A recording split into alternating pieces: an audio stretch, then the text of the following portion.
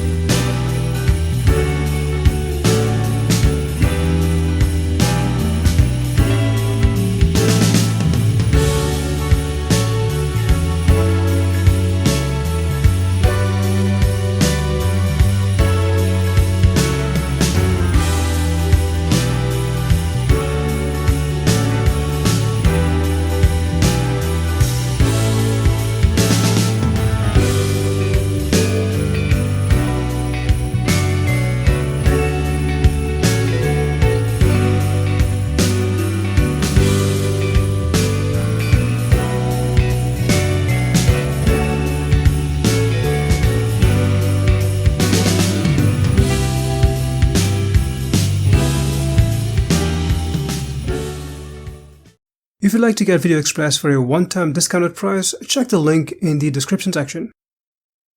Well, hope you found this tutorial helpful. If you have any questions, please leave them in the comment section. Thanks for watching.